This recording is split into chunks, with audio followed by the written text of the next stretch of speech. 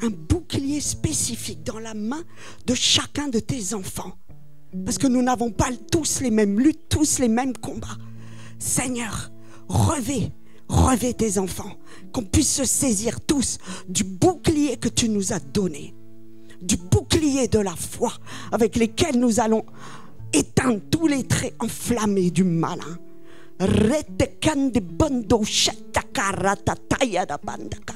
Le bouclier de la foi. Oh Seigneur, augmente ma foi. Augmente ma foi, papa. Oh, pardon, papa, pour toutes les fois où je doute. Pardon, papa, pour toutes les fois où je manque de confiance en toi alors que tu es mon papa. Oh, papa, augmente la foi de ton peuple. Pardon, Père, pour toutes les fois où nous doutons, où nous laissons nos émotions, où nous laissons les circonstances de la vie amenuiser notre foi, la ternir. Mais Seigneur, c'est toi qui es le chef et le consommateur de la foi. Oh oui, Seigneur, augmente la foi de tes enfants. Augmente la foi de ton peuple, Seigneur. Parce que sans toi, nous ne pouvons rien faire. Et tu dis que sans la foi, on ne peut pas être agréable. Oh Seigneur, oui, nous croyons en toi. Nous te croyons. C'est pas seulement nous croyons que tu es vivant, mais nous croyons en tes paroles. Nous mangeons tes paroles. Nous digérons tes paroles. Nous en faisons une nourriture excellente, succulente, qui nourrit tout notre être. Oh oui, Seigneur, nous mangeons le pain qui est ton corps. Tu dis que ton corps est une nourriture et que ton sang est un breuvage. Oh oui, Seigneur, c'est un mystère. Mais c'est de toi dont nous avons besoin. Toi qui es la parole vivante.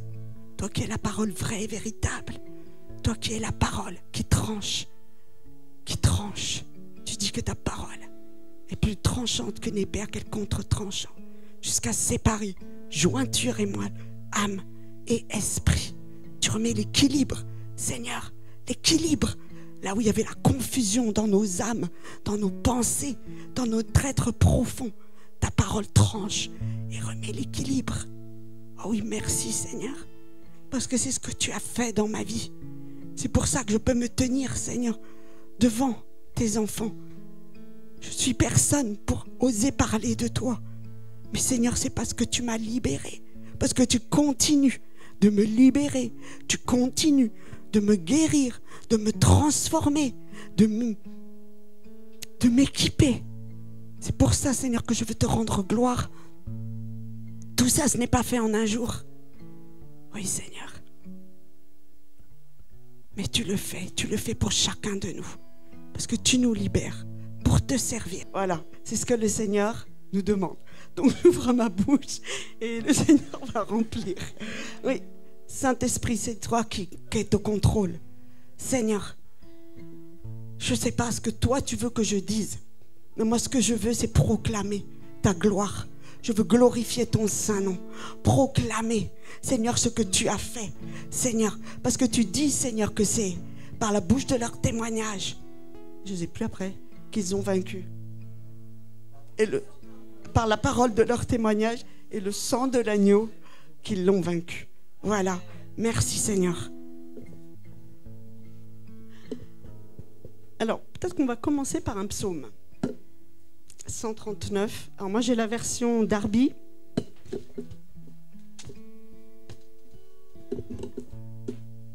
Donc la version Darby. Tu vois ? Donc le psaume 139, on va tout lire. Donc un psaume qui est très connu, bien sûr.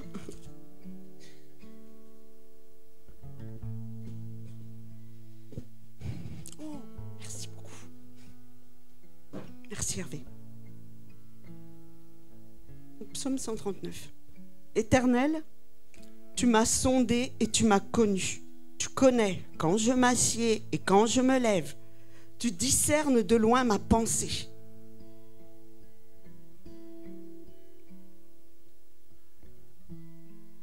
Tu connais mon sentier et mon coucher, et tu es au fait de toutes mes voies.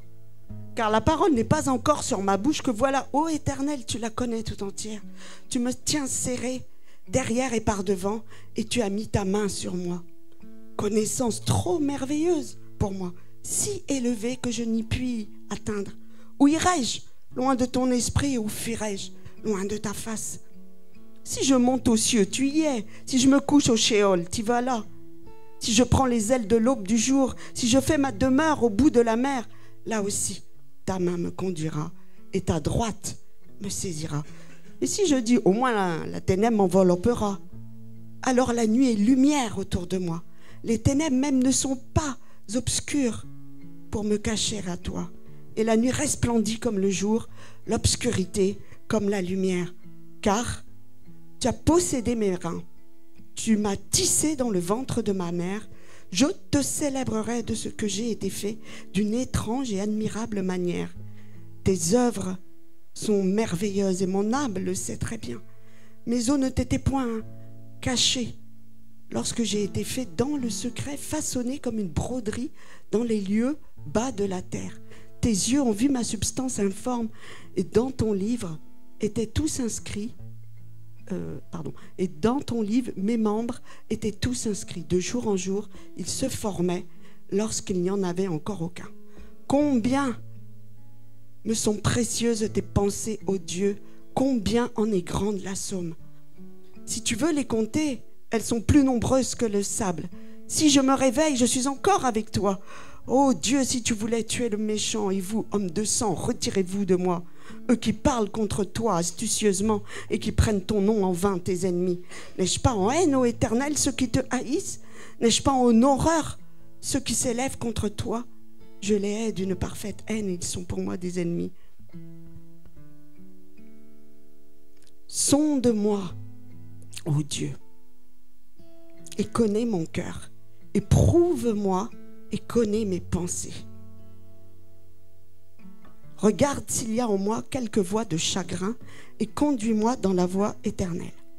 Alors j'ai regardé la version Chouraki et les deux derniers versets sont un peu différents. Il faut que je retrouve, parce que normalement j'avais noté. J'espère que je vais retrouver. Excusez-moi. Hein. Ah voilà. Alors, Chouraki ne traduit pas...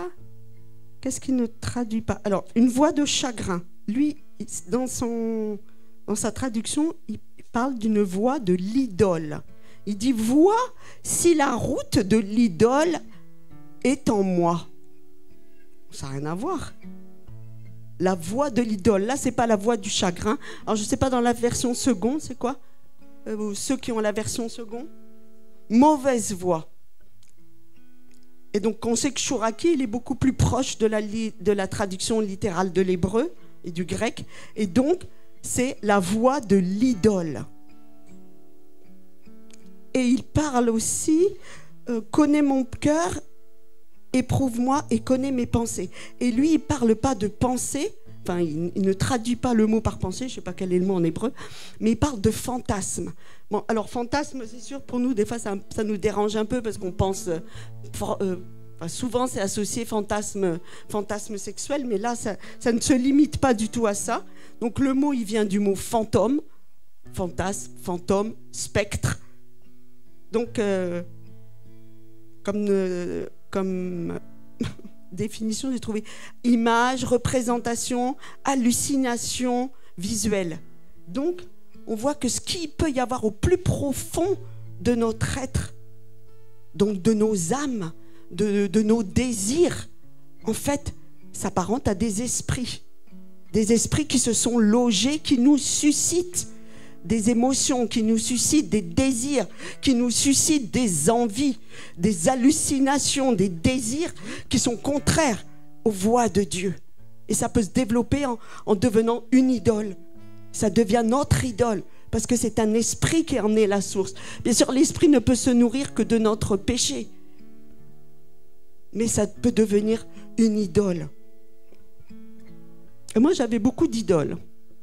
Alors, je suis désolée pour ceux qui ont déjà entendu une partie de mon témoignage. Si je vais répéter des choses qu'ils ont déjà entendues. Mais moi, oui, j'avais beaucoup d'idoles. Et notamment, j'avais une idole qui était le mariage. Pour moi, c'était une idole. La vie conjugale, c'était une idole. Le summum du bonheur. Vraiment, j'étais très naïve. Le summum du bonheur. Donc, j'attendais beaucoup du mariage. Et je voulais réparer. Que mon mariage aussi serve à réparer mon passé. Que mon époux serve à réparer mon passé. Qu'il soit le père que moi je n'ai pas eu, etc. Ce qui fait que j'avais mis cet homme, finalement, sur un piédestal. J'attendais tout de lui. Il était devenu mon idole, mais j'en étais pas consciente parce que j'étais chrétienne, je m'étais convertie. J'essayais de marcher avec le Seigneur. Pour moi, ben non, il n'était pas mon idole. Et on sait qu'une idole, ça, je crois que c'est qui l'a dit ce week-end, enfin pendant cette semaine, mais une idole, elle finit toujours par se retourner contre nous. Parce qu'une idole, juste ce qu'elle cherche, c'est à nous asservir.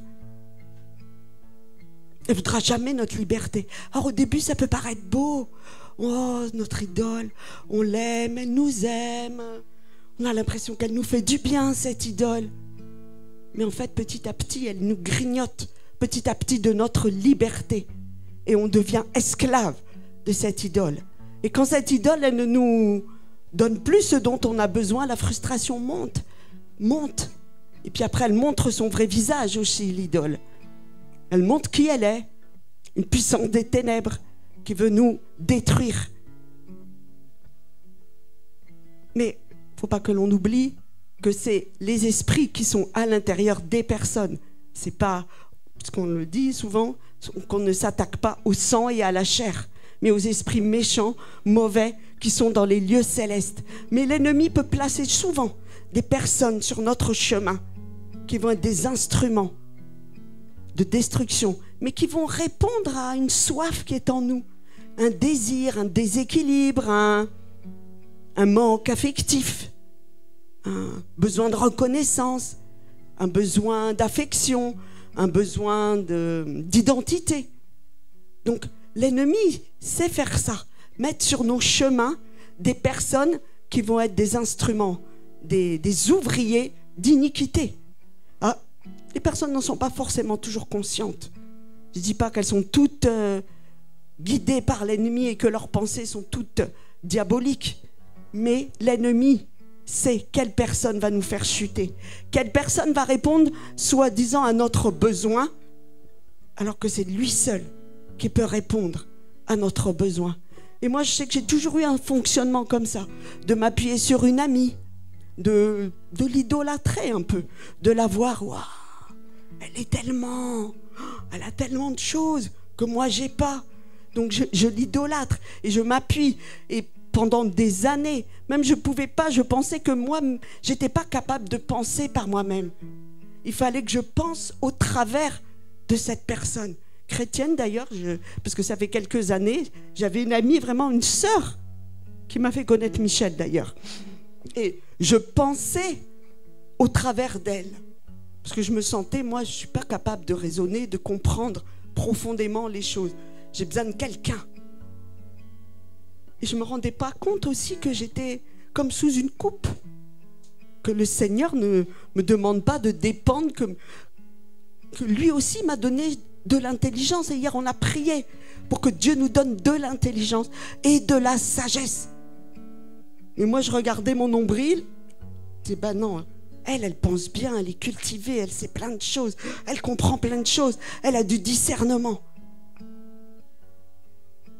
Et le Seigneur veut nous libérer de toute dépendance. De toute dépendance. Alors l'enfant est dépendant de ses parents, c'est normal. Mais petit à petit, on éduque l'enfant pour qu'il devienne de plus en plus autonome. Et c'est ce que veut le Seigneur avec nous, que nous devenions de plus en plus autonomes. Bien sûr, on a besoin des uns des autres. On n'est pas fait pour vivre seul dans notre coin. Je suis super forte, j'ai besoin de personne. Non. Mais que ce ne soit pas un lien de dépendance. Un lien où la personne a une emprise. Parfois, c'est dans l'amour, l'emprise. Elle peut nous aimer, cette personne, vouloir notre bien, mais c'est comme si sans elle, on ne va pas s'en sortir. Si elle n'est pas là, ou s'il n'est pas là, hein, je dis la personne, on ne va pas y arriver. On ne va pas arriver à prier. On ne va pas prier à intercéder. On ne va pas pouvoir combattre. On ne va pas comprendre la parole. On ne va pas y arriver. Je ne sais pas du tout ce que j'avais préparé ce matin, le peu que j'ai préparé. C'était pas du tout ça. Vraiment, rien à voir. Bon, bref. Rien à voir. Le Seigneur fait vraiment des choses bizarres.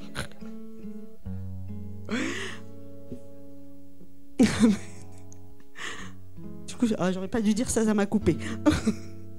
Donc, oui, le Seigneur veut nous libérer pour que nous trouvions notre propre identité.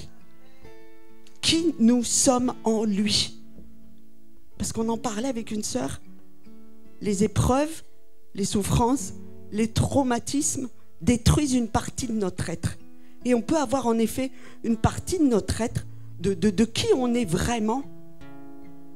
Parce qu'on ignore, on ne sait pas qui je suis. Moi, plusieurs fois, je me suis dit, mais Seigneur, je suis qui? Ça m'est arrivé plusieurs fois. Mais je suis qui? Parce qu'on est là, balayé par les vents, par les tempêtes, par les orages, par les flèches. Et on essaie d'avancer au jour le jour. Et on ne sait plus qui on est. Et on se bat. Mais le Seigneur veut restituer notre identité profonde. Et il y avait un chant d'un groupe de Nisa, si certains le connaissent.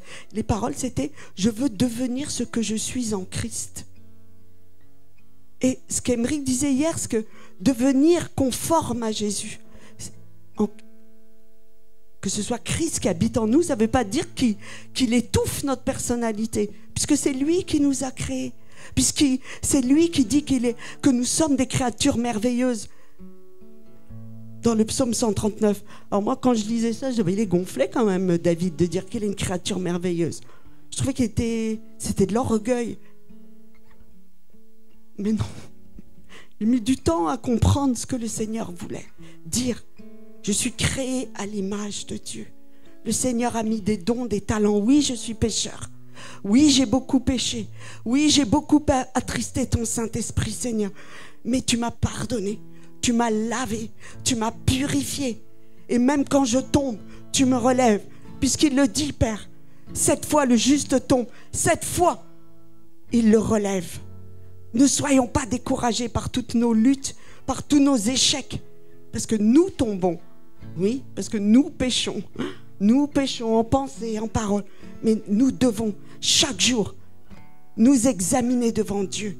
Ne pas laisser les mauvaises graines, les mauvaises pensées, les mauvaises motivations du cœur nous engloutir, nous absorber. Chaque jour, venons devant la face de Dieu et demandons-lui pardon. Et il nous pardonne, et il nous purifie, et il nous relève. Alors moi, quand je me suis convertie, il y a une chose que je n'avais pas bien compris.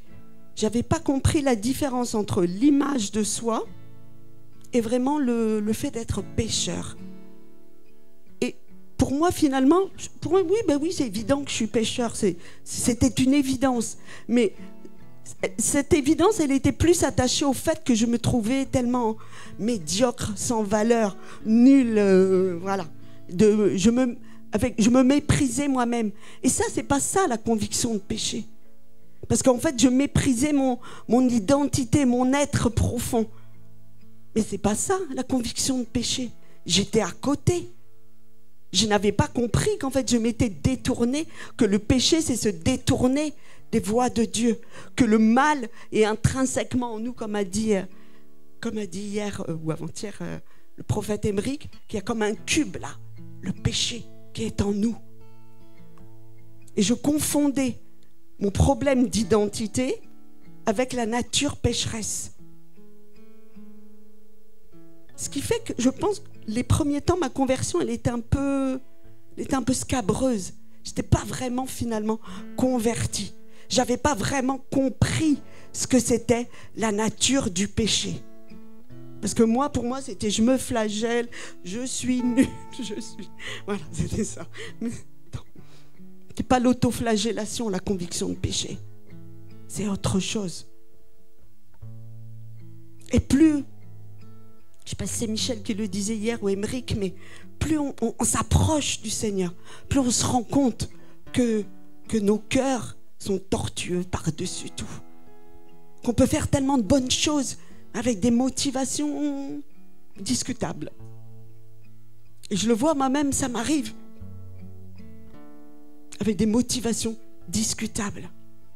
Pour être reconnu, pour être aimé, pour être apprécié, pour avoir un regard favorable des autres. Et ça, c'est surtout le passé qui nous emprisonne. C'est le passé qui nous emprisonne. Alors, je donne juste un petit court témoignage par rapport à mon passé. Alors, donc, moi, j'étais... Pardon, je vais boire. Alors, moi, j'étais... comment dire ça? Alors, je me suis convertie, j'ai commencé à chercher Dieu quand j'avais 17 ans. J'avais une conviction que Dieu existait. Alors, je ne savais pas qui il était, mais j'étais convaincue que Dieu existait, qu'il était la lumière et qu'il allait changer ma vie. Alors, pourquoi j'avais ces convictions? J'ai grandi plus ou moins à l'église catholique, on allait à la messe. Bon, je ne comprenais pas grand-chose. J'ai fait le catéchisme, la première communion. J'ai pas beaucoup de souvenirs. À part qu'on rigolait beaucoup pendant le catéchisme, c'est tout. On n'était pas du tout sérieux. Enfin, je n'ai pas de souvenir vraiment de ce que j'y ai appris. Mais j'avais la conviction que Dieu existait, j'avais pas de doute, qu'il était la lumière et qu'il allait transformer ma vie. Donc j'ai cherché Dieu, mais pas dans l'église, pas dans la Bible, parce que j'étais allée au catéchisme, je n'avais pas appris grand-chose. Et puis Jésus ressuscité, j'y croyais pas de toute façon. Donc j'ai cherché surtout dans l'hindouisme, dans les religions orientales. C'était peut-être la mode à l'époque, quand j'étais plus jeune. Donc je lisais des livres de philosophie hindouiste très très compliqués, philosophie bouddhiste. Après, je me suis attachée à un des livres des hindous, la Bhagavad Gita. Alors je dis, il faut que j'aille en Inde, il faut que je me trouve un maître spirituel. J'avais une soif spirituelle, il y avait quelque chose en moi qui cherchait, mais je ne savais pas ce que je cherchais. Heureusement, le Seigneur n'a pas permis que j'aille en Inde, je ne serais jamais revenue, je serais morte. Ça, c'est sûr, ça, c'était le plan de l'ennemi. Et de toute façon, ce qui me retenait, je disais, non, mais je reste, mes parents sont là, je ne vais pas partir. Le Seigneur a utilisé ça pour que je ne parte pas. Parce que c'est sûr, j'aurais fini droguée et je serais morte très, très, très rapidement. Après, j'ai cherché un peu dans l'islam. Enfin, pas longtemps. J'ai lu quelques pages, j'ai fait, oh non, Dieu, il n'est pas là. Non, il n'est pas là, c'est pas possible. Je ne sais pas pourquoi, mais Dieu n'est pas là. 3-4 pages, non, Dieu n'est pas là. Et je continuais à chercher Dieu, à chercher. C'était devenu une obsession. Pourquoi? Je ne sais pas. Je ne sais pas, c'est le Seigneur qui me cherchait. Pourquoi il me cherchait? Je ne sais pas, parce que ça m'a toujours interpellée. Et pourquoi moi tu m'as cherché, Seigneur? Pourquoi? Et je me souviens, je faisais une prière. J'étais dans un bois. Et je dis, Seigneur, donne-moi la clé qui ouvre la porte. Et là, quelques jours plus tard, je ne sais plus combien de temps après, le Seigneur a permis que je rencontre une sœur qui était vraiment née de nouveau, qui m'a parlé de Jésus, qui a touché mon cœur. Elle m'a donné un Nouveau Testament. Alors pour moi à l'époque, non, la vérité est un peu partout. J'avais pas beaucoup réfléchi, c'est des textes qui se contredisent, ça peut pas être, la vérité peut pas être partout. Mais bon, je réfléchissais comme ça. Mais c'est la parole. Quand j'ai commencé à lire la parole, j'ai senti... Alors j'avais lu d'autres livres. Il y avait des textes poétiques, d'autres complexes, mais il n'y avait pas de vie. C'était mort. Et là, quand j'ai commencé à lire le Nouveau Testament, j'ai senti, mais je ne pense pas que j'ai ressenti depuis un tel comme un fleuve. C'est ça. Il y avait un fleuve qui coulait à l'intérieur. Et j'ai su, même si je n'avais pas compris grand-chose, je lisais, je découvrais. Et je dis, ça y est, j'ai trouvé la vérité. Là est le vrai Dieu. Là est la vérité. Et petit à petit, le Seigneur a commencé à me transformer, à me changer. Enfin, petit à petit, ça a été très long. Oui, bah, ça a été très long parce que j'ai beaucoup tergiversé, un coup à droite, un coup à gauche. J'ai rencontré le Seigneur tôt, mais je suis partie très peu de temps après. Je retournais dans le monde, chercher l'amour où j'allais pas le trouver. En fait, je me suis laissée, comme c'est écrit en Ézéchiel 17, je crois, où le Seigneur parle d'Israël qu'il a revêtu, qu'il a couvert sa nudité, et que finalement, elle a utilisé les dons que Dieu lui avait donnés pour aller se prostituer, pour retourner à ses idoles. Et je me suis sentie comme ça quand j'ai compris après, quand je me repentais. Je me suis sentie comme ça, en fait. C'est parce que quand les gens de l'extérieur voient qu'on a quelque chose, et ça peut les attirer. Et ça les attire. Et quand j'étais jeune, je voyais que ça les attirait, mais pas pour la bonne raison. Et plusieurs fois, je me suis laissée piéger. Bon, j'étais responsable. Mais c'est vrai qu'il faut être prudent. Surtout pour les jeunes filles, les jeunes hommes. Parce qu'ils sentent qu'il y a quelque chose là. Il y a une beauté qui n'est pas physique, mais quelque chose, une grâce qui est sur la personne, qui attire comme un aimant. Et si on n'est pas ferme dans la foi, ben on tombe. Et moi, je suis tombée plusieurs fois. Je me suis éloignée plusieurs fois du Seigneur à cause de ça. Donc il faut être très prudent. Et la parole dit qu'on prenne garde, que celui qui est debout prenne garde de ne pas tomber. Parce qu'on peut tous tomber, quel que soit notre âge. Même maintenant, moi je fais attention. Je dis, je veux me tenir en garde, Seigneur, que personne ne m'éloigne de toi. Que je ne me laisse jamais séduire bon, là on parle de relations, donc, mais que je ne me laisse jamais séduire et que mon cœur s'éloigne de toi, Jésus. C'est toi mon divin époux. C'est à toi que j'appartiens. Je veux garder mon corps, mon cœur, mes pensées dans la pureté, dans la sainteté, dans la sanctification. Sans la sanctification, nul ne verra Dieu. Et nous travaillons. C'est un travail, la sanctification. C'est pas un acquis. Nous marchons et nous cherchons la sanctification pour plaire à notre Dieu, à notre divin époux, pour être cette épouse revêtue de fin lin, sans tache, ni ride, ni rien de semblable. Alors je reviens sur mon témoignage qui fait que ma conversion était scabreuse. J'ai mis beaucoup de temps à comprendre. Moi, au début, je me suis convertie, c'est écrit, les choses anciennes sont passées, on connaît par cœur, hein, voilà. Toutes choses sont devenues nouvelles, voilà. C'est quoi déjà? J'ai oublié. Bon, je suis une nouvelle créature, les choses anciennes sont passées. Voilà, c'est fini. Mon passé, il est passé, c'est fini. Mais comme disait Sarah, le passé, s'il n'est pas réglé, enfin, elle le disait différemment, avec d'autres mots, ce qui n'est pas réglé à genoux, elle dit quoi, ta femme? Va te rattraper debout, c'est ça? Eh bien, c'est tout à fait ça. C'est tout à fait ça, parce que ce passé, il n'était pas réglé. Et de toute façon, j'en étais pas consciente. Pour moi, je vais bien. Surtout la première année de conversion, je suis waouh! Je ne m'étais jamais sentie aussi libre. Mes complexes étaient oubliés. Je me sentais bien. Waouh, je me sentais un peu trop forte. Boum, t'es vite. Voilà. Et ce qui n'est pas réglé de toute façon, les blessures, les traumatismes, surtout qu'avec les traumatismes, on développe vraiment des comportements complètement tordus, en fait. Alors chez moi, c'était vraiment la soif qu'on m'aime. Je voulais qu'on m'aime. Je voulais qu'on m'aime.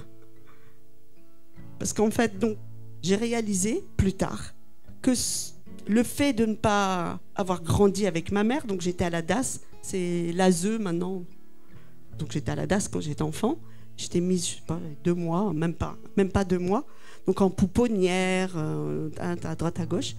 Et bon, il s'est passé des choses très obscures. Je ne sais pas si vous connaissez, Karl Zéro dénonce beaucoup ce qui peut se passer au sein de l'ASE, au sein des foyers, au sein de ces je sais pas ce qu'on va dire, de cette institution d'État qui est censée protéger les enfants, et il se passe des choses abominables.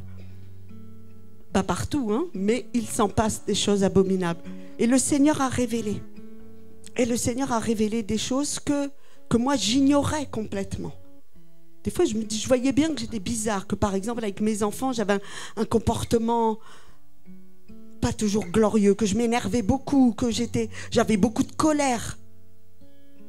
Que des fois, je m'énervais, mais je dis, mais je suis folle en fait, je suis malade. Il faut un petit truc et ça y est, ça part. Je suis pas sicilienne, mais ça partait bien quand même aussi. Alors, je ne sais pas si c'est les origines, bon, je ne sais où, bref, on ne va pas s'étendre sur ce sujet, c'est un autre problème. Non, mais vraiment, j'avais une colère.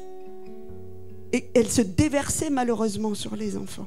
Alors, j'avais beau pleurer après, leur demander pardon, mais je savais que j'allais recommencer. Je savais que c'était en moi et que je n'arrivais pas à le dominer. Que ça partait là, je sentais qu'il y a quelque chose là, qui est là. Mais moi, je ne savais pas que c'était des esprits. Mais je sentais comme quelque chose qui monte, qui monte, qui monte, qui monte. Alors des fois j'allais courir pour que ça... Mais on ne peut pas passer son temps à courir. Et ça explosait et ça faisait beaucoup de dégâts. Parce que j'avais beaucoup de colère. Et je demandais, je priais, mais Seigneur, pourquoi je suis comme ça? Libère-moi, change-moi. Il ne se passait rien. Mais comme ça a été dit, Sarah aussi l'a dit, le Seigneur ne révèle pas les choses qu'on ne peut pas porter. Parce qu'il y a des choses qui sont tellement traumatisantes que notre cerveau, notre cœur, il peut éclater, disjoncter, on fait un arrêt cardiaque. Et c'est fini, on est mort. Donc le Seigneur a révélé le passé en son temps, quand j'étais capable d'assumer, plus ou moins, d'assumer le passé. Et le Seigneur ne va pas forcément tout voir, tout dire. Parce que le Seigneur, je lui dis, mais montre-moi, il s'est passé quoi, il s'est passé quoi? Le Seigneur n'a pas permis, parce que moi-même, je sens des fois comme si ça pouvait remonter. Je sens que ça bloque, parce que non, je ne vais pas le supporter. Oui. Et le Seigneur ne veut pas nous détruire. Et ce qui nous a détruits en tant qu'enfants, bon là, je parle des abus sexuels, je pense que vous aviez compris. Tout ce qui nous a détruits en tant qu'enfants, en effet, fractionne notre être, fait mourir une partie de nous-mêmes, une partie de nous-mêmes qui est morte, ce qui fait qu'on ne sait plus qui on est. Et donc on cherche à droite, à gauche, l'équilibre. Oh, ça peut être dans une relation, ça peut être dans une addiction, ça peut être dans la drogue. Moi, je fumais beaucoup de shit quand j'étais jeune. T'as dit? Lui aussi. Lui aussi, pas bien. Pas bien, Max. Honte à toi. Ouais, bon, je fumais beaucoup de shit. Voilà, ils étaient un peu addicts. Et des fois, ça se passait très très mal. Hein. J'avais des délires. Ouh, je sens encore plus mal que d'avant d'avoir fumé. Ouais. Mais c'était une fuite.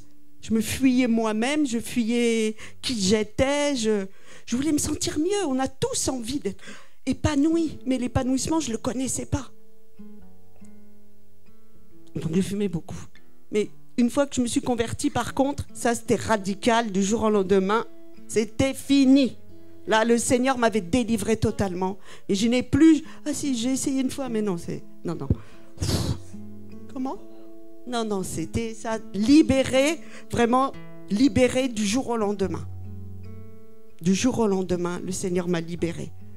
Mais il y a des dépendances qui prennent beaucoup plus de temps. Notamment les dépendances affectives, ça peut prendre un certain temps.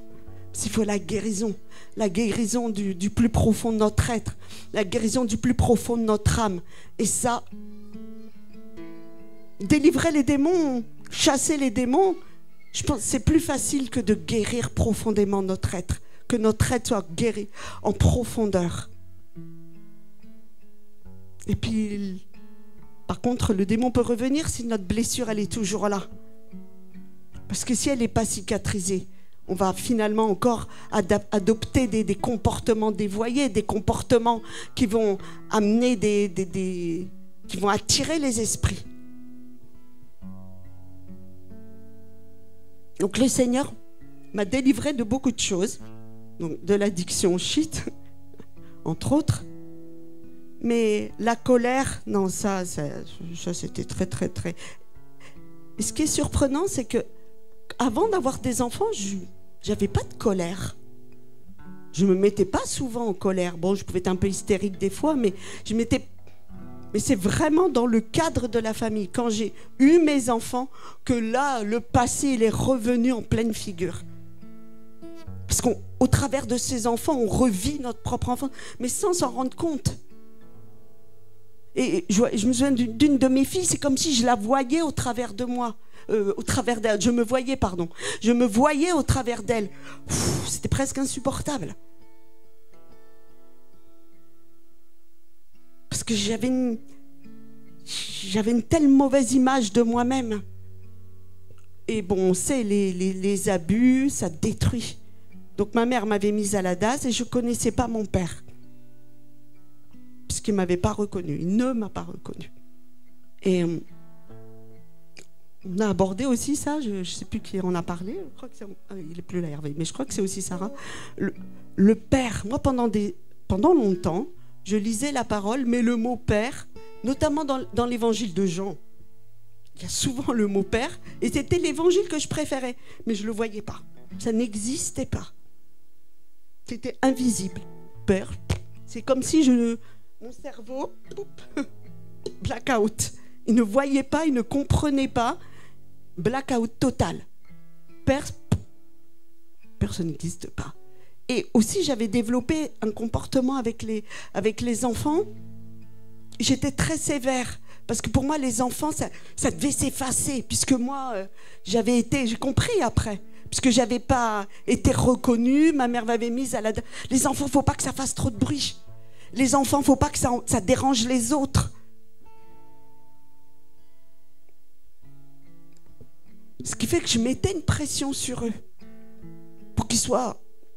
Nous, quand on était enfants, il fallait qu'on soit sages comme des images. Donc ça, c'était... Il y a plusieurs décennies, on élevait les enfants comme ça. À table, on ne parle pas, on ne fait pas de vagues, on est très poli. Il y avait des choses très très bonnes. Hein. C'est pas ça. Je ne remets pas du tout en cause. Je suis très contente. Donc moi, j'ai été élevée dans une famille d'accueil après, à partir de l'âge de 3 ans et quelques. Mais tout ce qui avait été détruit avant l'âge de 3 ans a eu des répercussions jusqu'à ma vie d'adulte pendant de longues années. Pendant de longues années. Surtout que j'avais enfoui tout ça. Enfoui parce que j'en étais pas consciente, parce que certainement j'étais pas en capacité de l'affronter, et aussi je pense parce que je connaissais pas assez mon Dieu. J'avais pas développé une vraie intimité avec le Seigneur. Je pouvais louer, être à la louange, mais mon cœur ne connaissait pas vraiment mon papa. Je ne le connaissais pas intimement. Et même j'avais peur de l'intimité. J'avais peur de m'approcher de Dieu.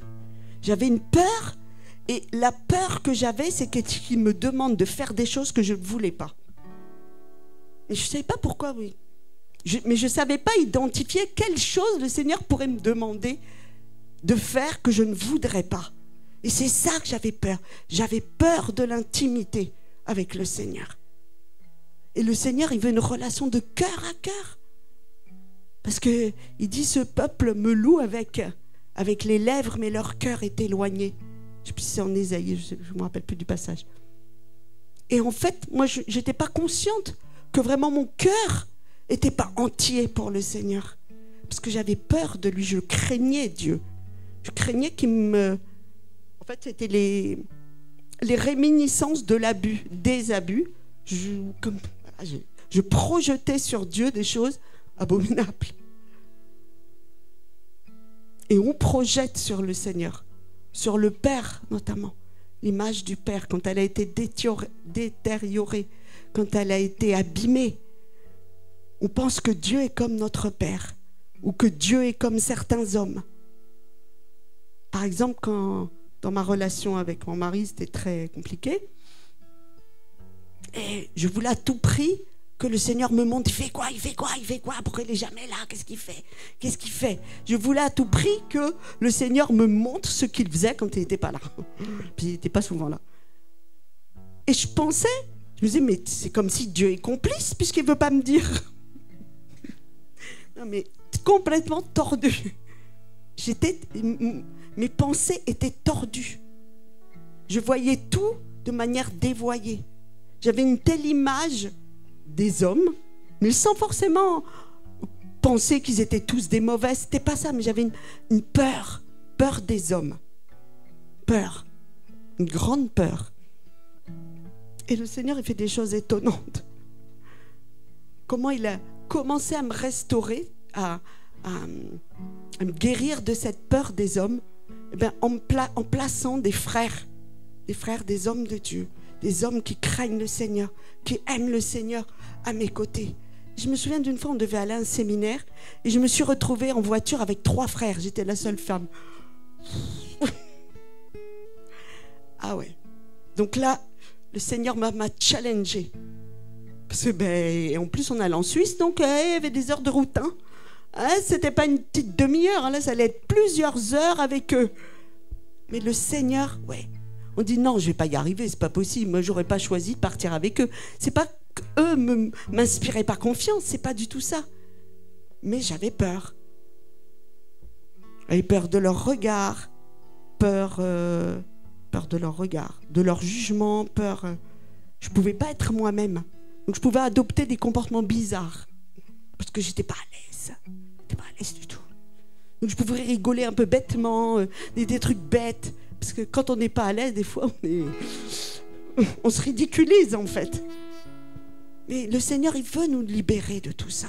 Il est venu pour nous libérer. Il est venu pour libérer les captifs.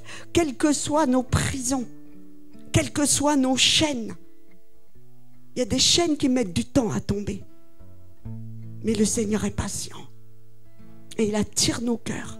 Il attire nos cœurs. Il attire nos cœurs. Il a dit Jésus quand il monterait au Père, il attirerait tous les hommes à lui comme un aimant. Il attire nos cœurs. Il veut ce cœur à cœur, cette intimité. Cette intimité. Cette intimité. Et moi personnellement, j'ai reçu beaucoup de guérisons dans l'adoration.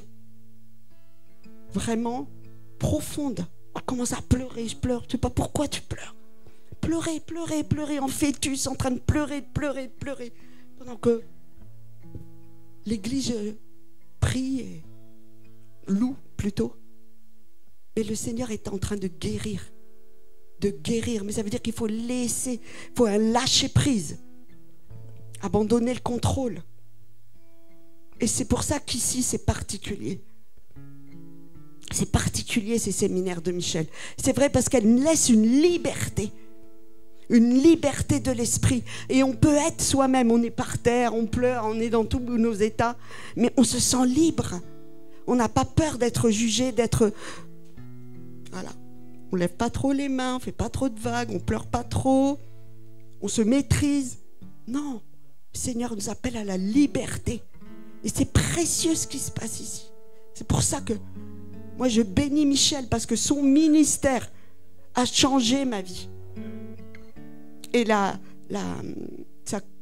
comment dire, Pasteur Grace qui travaillait avec elle, sa collaboratrice on va dire, même si c'est pas le mot, vraiment elle a beaucoup œuvré, a prié pendant longtemps pour les délivrances, pour les guérisons.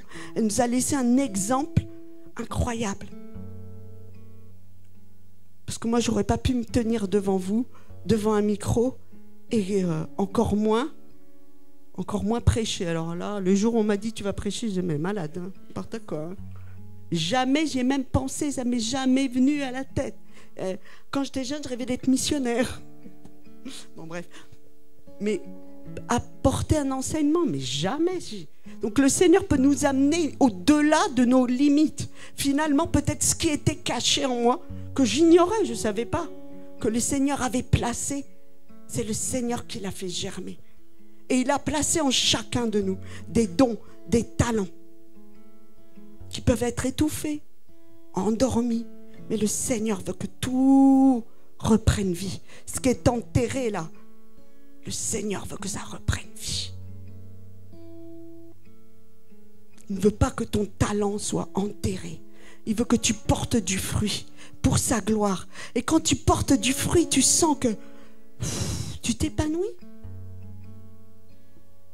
Ça peut faire peur, ça fait toujours peur hein, de parler devant les autres. Oh là, qu'est-ce qu'il m'a fait Max là? Pourquoi il m'a demandé ça? Je n'ai pas envie. Mais c'est le Seigneur qui donne. C'est le Seigneur qui fait. C'est le Seigneur qui appelle. Et chacun de nous, chacun de vous, vous avez un appel spécifique. Dans les talents, dans les dons, dans les capacités, que ce soit intellectuel, que ce soit manuel, que ce soit artistique. Chacun a un dépôt. On a tous un dépôt. C'est vrai que certains ont plus de dons que d'autres. C'est écrit. Certains 5 talents, d'autres 10, je ne sais plus. 10, 5 et 1. Voilà, c'est ça. On me dit, oh, mais c'est injuste. Pourquoi lui, il a 10 talents? Moi, j'en ai qu'un. Ouais, c'est Dieu qui choisit. C'est lui. Il a choisi son peuple, c'est lui qui l'a choisi. Pourquoi il nous a choisis, nous? Pourquoi il m'a choisi, moi? Parce que je vaux plus? Mais non, pas du tout. Pas du tout. Au contraire. Je ne sais pas. C'est un mystère. Mais il nous a tous appelés. Et il nous appelle tous à le servir. Il nous délivre pour que nous le servions.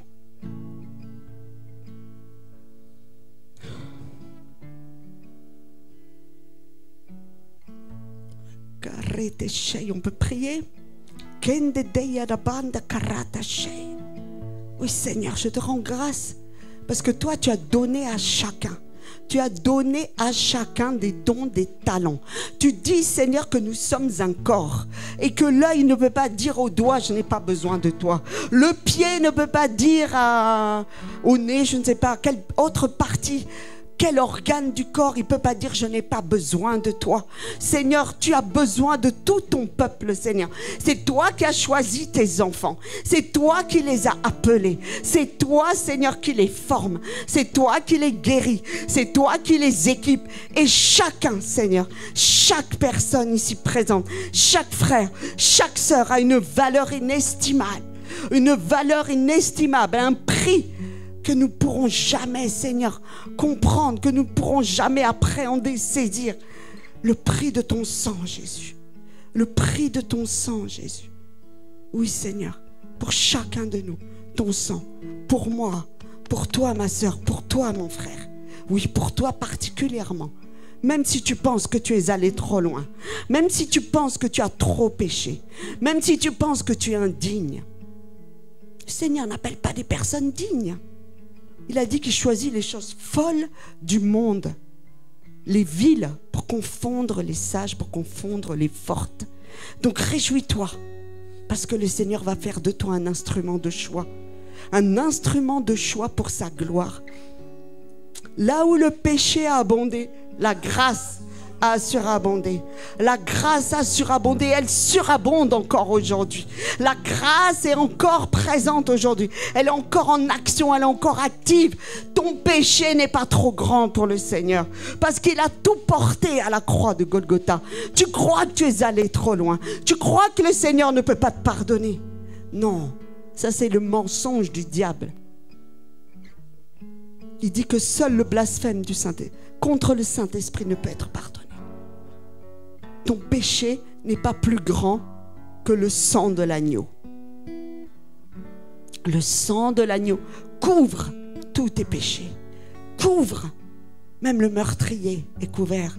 Même l'adultère, même le pédophile, même l'incestueux, même le voleur, le criminel, le pervers.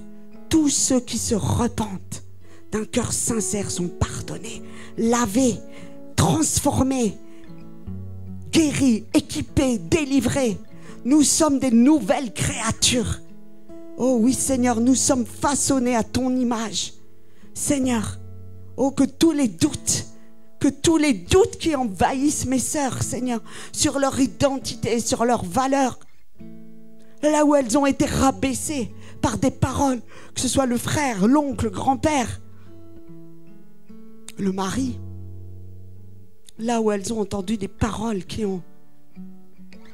sont venues percer leur cœur. Oh,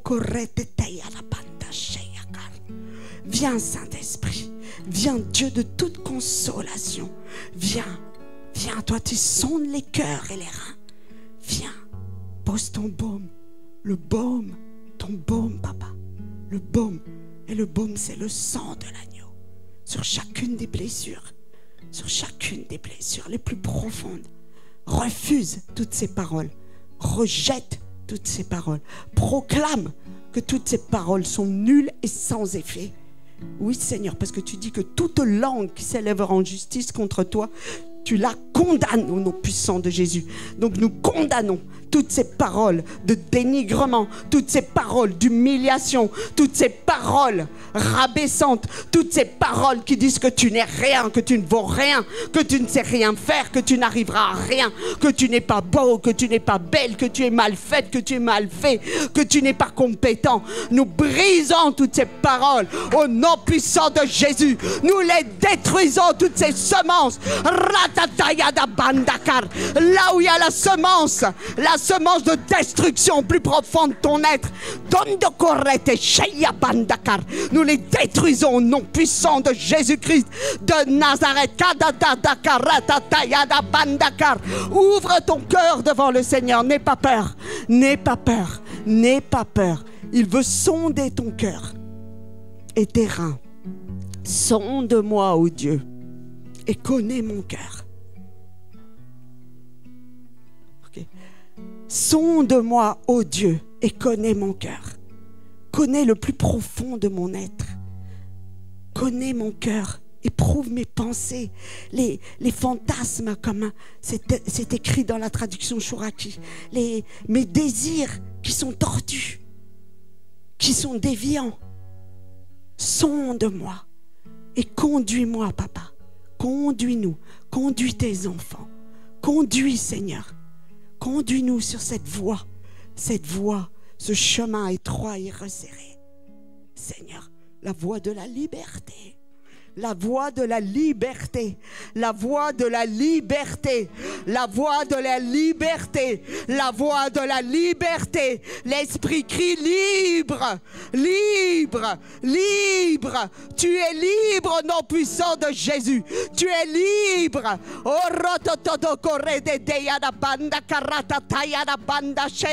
Le Seigneur a dit à Lazare, sors, sors de ta tombe. Sors au nom puissant de Jésus. Tu es libre, sors au nom puissant de Jésus. Si tu te sens concerné par ces mots, viens devant pour que le Seigneur te délivre. Viens devant. Le Seigneur veut te libérer.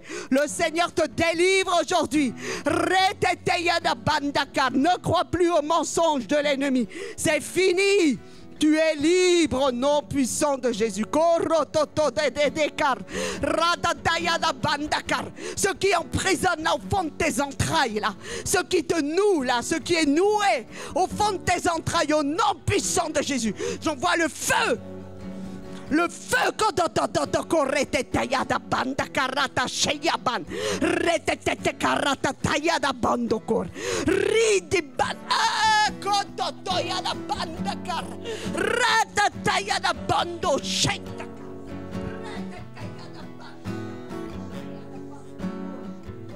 Seigneur, c'est toi qui libères ton peuple.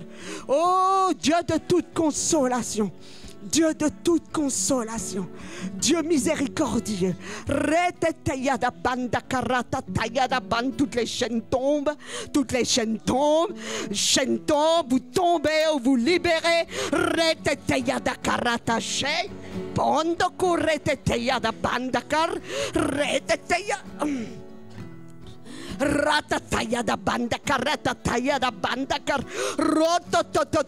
Le Seigneur purifie.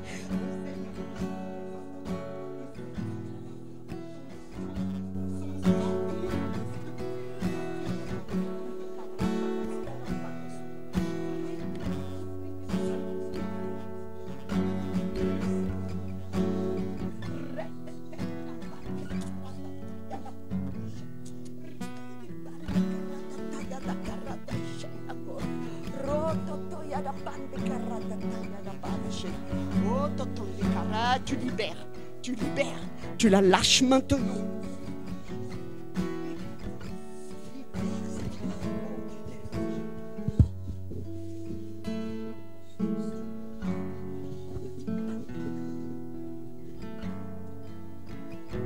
Je crois que la parole de Dieu, Dieu dit, dans le psaume 107, verset 20, il envoie sa parole et elle guérit. Je crois que la parole a été lancée. Maintenant, il y a une œuvre de guérison qui va s'opérer. Il n'y a que le Seigneur qui guérit les cœurs. Dis Jésus, guéris-moi. C'est pas Isabelle qui guérit, c'est pas moi qui guéris, c'est pas Véronique, Hervé. C'est Jésus qui guérit. Dis Seigneur, guéris-moi. Guéris mon cœur.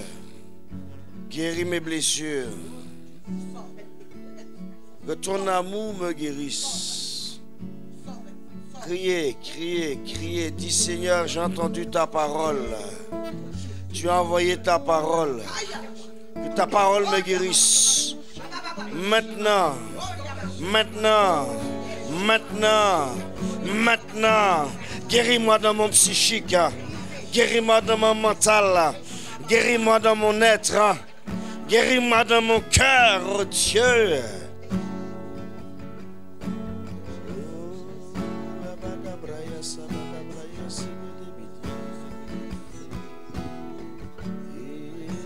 Isa, continue, laisse-moi.